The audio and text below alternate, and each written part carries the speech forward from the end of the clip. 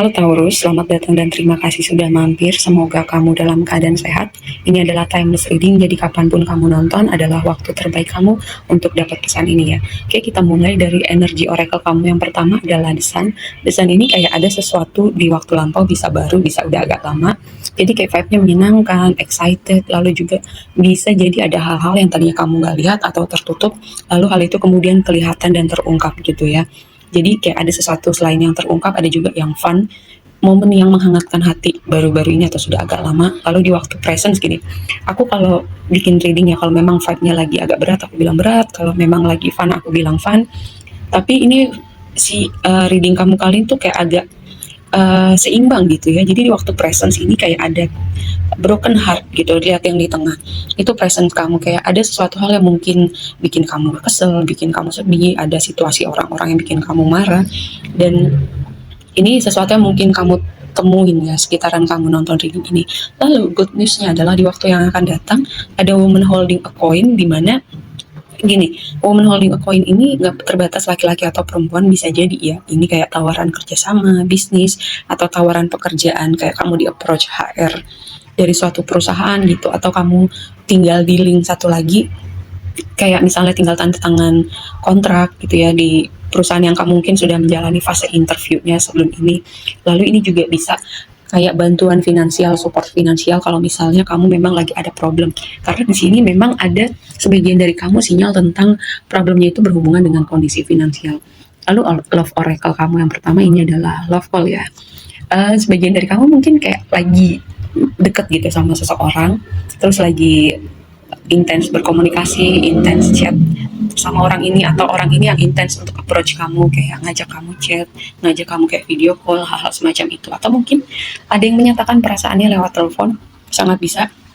Yang jelas ada indikasi untuk orang ini mendekati kamu lewat media apa ya, media telepon atau chat, hal-hal semacam itu.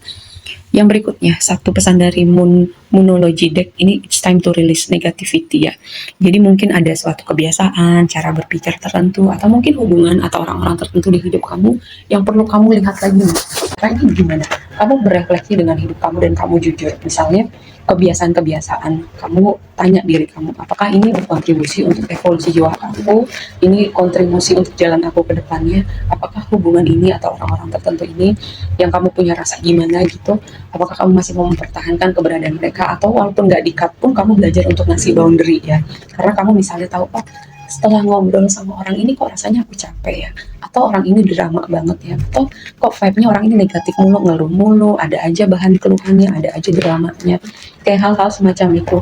Dan di situ kamu tahu, setelah itu kamu ngapain, setelah kamu jujur kan, yang pertama dulu kita tahu, lalu kita jujur, dan setelah dua hal itu dilewatin baru kita tahu kita ngapain. Penting awareness. Nah, tema besar kamu adalah Five of Pentacles tadi yang aku bilang.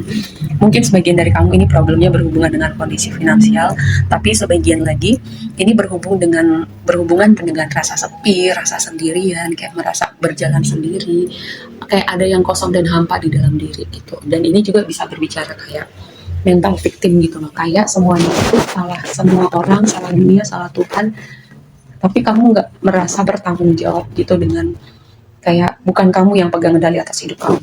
Atau bisa jadi kamu terhubung dengan orang yang seperti ini ya, yang pokoknya salah semua orang tapi dia nggak melihat dirinya gitu.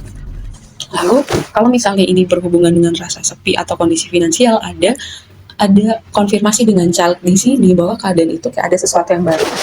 Mungkin ada orang-orang tertentu yang akan dikirimkan ke hidup kamu untuk bikin kamu merasa bisa dimengerti, untuk merasa nggak terlalu sepi, atau ada teman-teman kamu yang bisa kamu ajak curhat sehingga kamu nggak terlalu merasa sendiri. Atau bisa jadi juga ada, walaupun keadaannya nggak langsung berubah 180 derajat, tapi kayak keadaan, ada situasi di mana semesta kirimkan yang membuat situasinya perlahan-lahan berubah ke arah yang lebih baik. Lalu yang jadi blessing kamu, Devil dikonfirmasi sama Bouquet. Devil itu biasanya aku mengartikan sebagai energi yang vibe-nya toxic gitu, atau berat ya. Tapi karena ada pesan dengan release negativity untuk melepaskan hal-hal negatif yang ada di hidup kamu, mungkin gini, blessingnya adalah ketika kamu sadar gitu, kayak kamu udah ada awarenessnya, oh iya nih kayaknya ini udah nggak baik deh buat aku, oh kayaknya aku mesti belajar ngasih boundary atau jaga jarak dengan orang-orang ini deh. Nah, ketika kamu, karena posisinya devil ini ada di blessing kamu, nah ketika kamu mulai sadar dan mulai melakukan perubahan sedikit demi sedikit, jadi kan kamu memberi ruang untuk energi baru, kamu memberi wadah untuk semesta datangkan blessing, datangkan hal-hal baru di hidup kamu. Itu skenario yang pertama.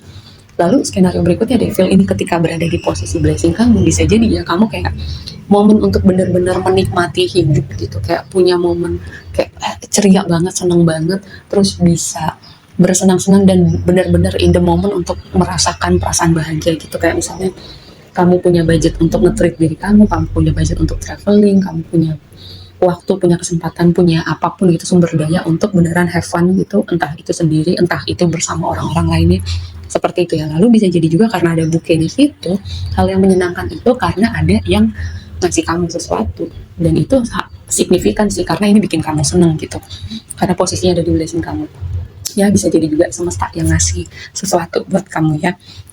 Lalu yang berikutnya jadi tantangan, gini ya, tantangannya ini bisa jadi ya sosok perempuan, ada sosok perempuan, mungkin bukan buat semuanya, sosok perempuan yang mungkin jadi tantangan kamu, entah itu orangnya drama, entah itu kayak kamu susah, apa ya, kayak susah berkomunikasi, susah satu frekuensi sama orang ini, karena Five of Swords dikonfirmasi sama woman. Five of Swords itu kan energi konflik, energi argumen, energi gesekan, pokoknya gue yang paling bener, pokoknya harus caranya gue, pokoknya gue dulu gitu. Kayak walaupun kedua belah pihak menang kalah sama-sama merasakan, tapi ada unsur ego di sini ya. Jadi ini bisa jadi ada sosok perempuan atau enggak perempuan juga nggak apa-apa, yang jelas ada faktor ego, ada faktor argumennya di sini.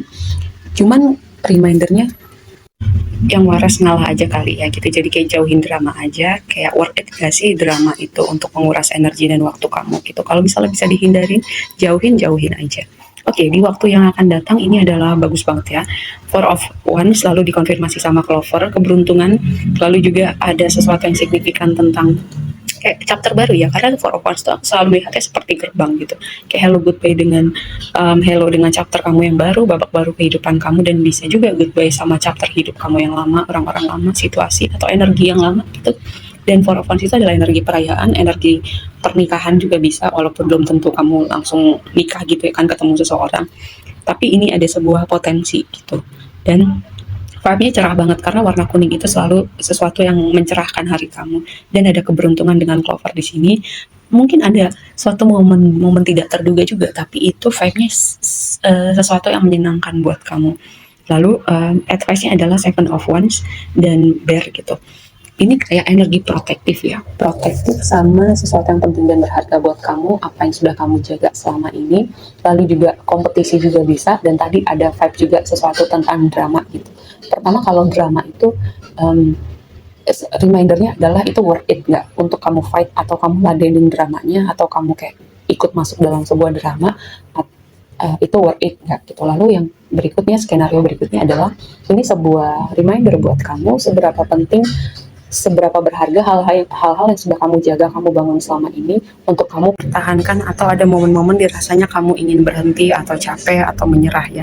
Di sini juga ada energi kompetisi bisa. Jadi mungkin memang ada orang yang secara terang-terangan atau tidak itu tidak suka atau merasa iri dengan apa yang kamu punya gitu ya, dan ada energi kompetisinya di situ. Oke, segitu aja dulu readingnya kali ini buat kamu. Semoga bermanfaat dan sampai ketemu di reading berikutnya ya. Bye.